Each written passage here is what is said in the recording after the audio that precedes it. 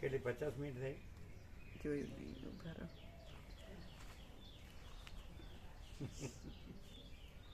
48, 49, 42, 42. અચ્છા. તમારામાં નથી મોકલ્યું આગળનું નથી આવ્યું? એમ નહીં, આગળનું આવવું જોઈએ. બધું આવી ગયું. સળંગ હતું ને, પ્રભુ આયા ત્યાંથી જ હતું. આમાં 7:55 બોલે છે એટલે કીધું. ના 42 તમારામાં મોકલ્યું. 42 કેવી રીતે હવે? 7 ને 5, 12 ને 5, 17.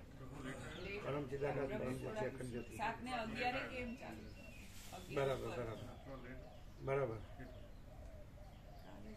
It is never too late.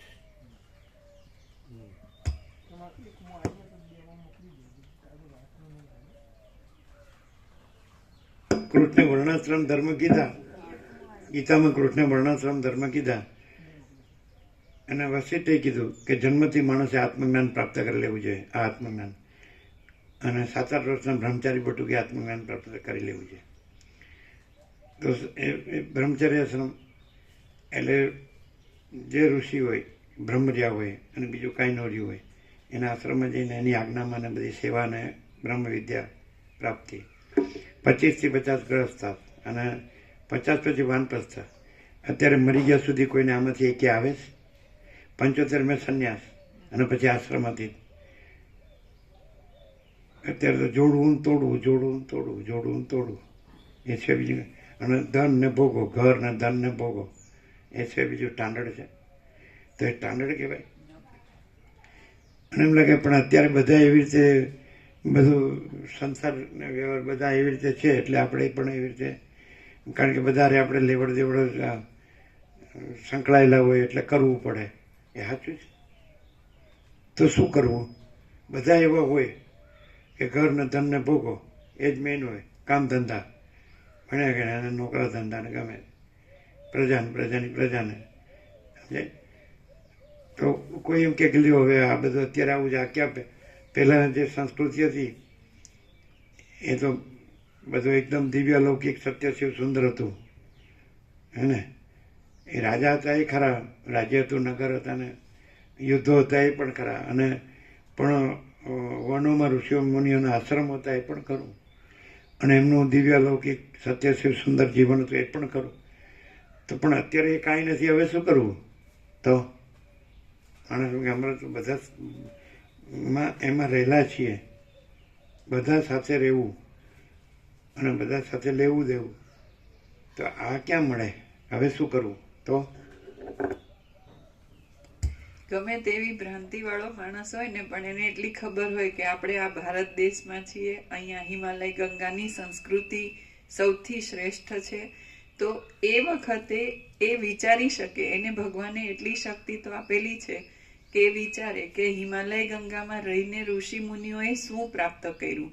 તો જે પરમ ચિદાકાશ પરમ જ્યોતિ અખંડ જ્યોતિને પ્રાપ્ત કરવા જ્ઞાન, ભક્તિ, કર્મ બધાથી બધા મથે છે. તો એના પછી અલ્ટિમેટલી ભગવાન હોય કે આત્મ સાક્ષાત્કારી હોય, ઈશ્વર સાક્ષાત્કારી કે આત્મ સાક્ષાત્કાર, જે હાઈએસ્ટ કહેવાય દ્રશ્યમાં, એને જે પ્રાપ્ત કર્યું એ ડાયરેક્ટ અહીંયા પોતાના લેવલ ઉપર, હું ભ્રાંતિવાળો છું, સાવ હલકું નિકૃષ્ટ જીવન જીવું છું, તોય પ્રભુની કૃપા, પ્રભુ એટલે પરમ ચિદાકાશ પરમ જ્યોતિ અખંડ જ્યોતિ, એની કૃપાથી મને આ બધું મળે છે. જે બધું એટલે અખંડ પ્રકાશ, પોતે સર્વસ્વ જે છે એ મળે છે. અને છતાંય હું મનમાં બે વાત રાખું કે ભગવાન પોતે હાજરા હજુર છે, મારો ઉદ્ધાર કરે છે, કે મને આજ પ્રકાશ છું ને બીજું નથી એવું પ્રકાશ કરી રહ્યા છે, પૂર્ણતામાં લઈ રહ્યા છે. અને હું બીજી સંસારની જે કંઈ ખોટી ભ્રાંતિ, એમાં મને આજ સુધી કાંઈ મળ્યું નથી, એમાં જ હું બાકીના શ્વાસ વિતાવું છું. તો હું મારું જીવન વેસ્ટ કરું છું. તો એને એટલી વિવેક, એને એટલો પ્રભુની કૃપાથી એટલો વિવેક થાય કે આ જે છે એ પૂર્ણતા છે, સંતોષ છે, શાંતિ છે, સમાધાન છે, કલ્યાણ છે. દ્રશ્ય દ્રષ્ટિથી જોવે ને તોય સંસારમાંથી એને ક્યાંય કંઈ પ્રાપ્ત ન થયું હોય એવું ખુદ પરમ ચિદાકાશ પરમ જ્યોતિ અખંડ જ્યોતિ ભ્રાંતિ સાપેક્ષ એ આપે છે, આપતા નથી, છે જ પોતે, પણ ભ્રાંતિમાં પ્રભુ આટલું બધું પૂર્ણ કૃપા કરી રહ્યા છે કે હું જુદો બીજો થયો નથી અને અમે પોતે જ પરમ ચિદાકાશ પરમ જ્યોતિ અખંડ જ્યોતિ અનંત સંપૂર્ણ પ્રકાશી રહ્યા છીએ. તો આની જે પૂર્ણતા પ્રભુ આપી રહ્યા છે અને મારો કોઈ પણ ભ્રમ આ હું છું કે જગત છે એ દૂર કરીને મને અંદર જે અંતરાત્મામાં આત્માની સાચી શાંતિ છે એ ઉઘાડ કરી રહ્યા છે, પૂર્ણતા કરી રહ્યા છે.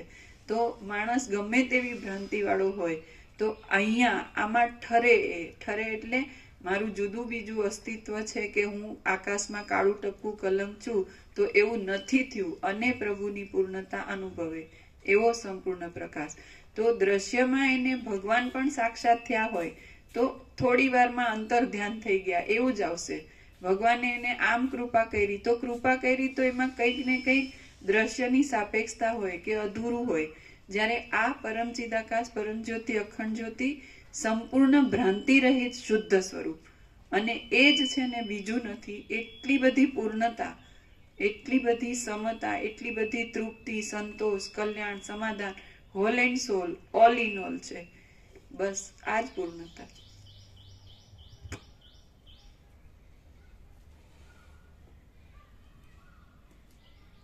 જે કહ્યું ને કે અમે બે સાહેબ સંકળાયેલા છીએ ને અમારા આમ છે તેમ છે લેવા દેવા છે તેમ છે, તો બીજા ભાવિકો પણ રહે છે ને, જે પણ ગ્રસ્તી હતા એમને પણ પુત્ર પૌત્રાદિક છે, બધું છે, લેવા દેવા છે, બધું હતું અથવા તો છે, પણ અત્યારે અહીં સ્થિર થઈ રહે છે ને બીજા ભાવિકો, તો એના ઉપરથી પણ આપણે બોધ લઈ શકીએ ને. તો એ રહી શકીએ તો આપણે કેમ ન રહી શકીએ? અને કદાચ કહ્યું કે ભાઈ તબિયતનું તો આપણાથી એક ખરાબ તબિયતમાં રહે છે, આપણી તો એના કરતા સ્વસ્થતા સારી છે. આપણાથી આપણાથી વધારે તબિયત ખરાબ હોય એવા રહે છે, આપણાથી એ વધારે ખરાબ તબિયત વાળા રહે છે અને આપણી તો સ્વસ્થતા હજી સારી છે.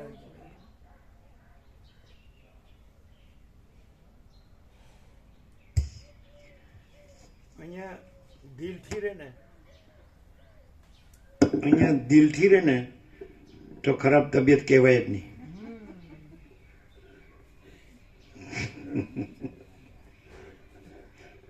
મનથી રહે તો કહેતા નથી, દિલથી રહે. મન એટલે મનનું નામ જ ચંચળતા ભ્રાંતિ અને દિલનું નામ જ ફૂલ પ્રકાશ. Heart is thy name O Lord. એમ હૃદય છે તમારું નામ ઓ પ્રભુ. તો દિલથી રહે ને પછી ખરાબ ન કહેવાય, પછી તો પ્યોર એન્ડ શ્યોર. મનથી રહે તો આઈ ન હોય, એ ગમે ત્યાં હોય, અને દિલથી રહે એટલે આઈ જ હોય. આ બધા લક્ષણો છે.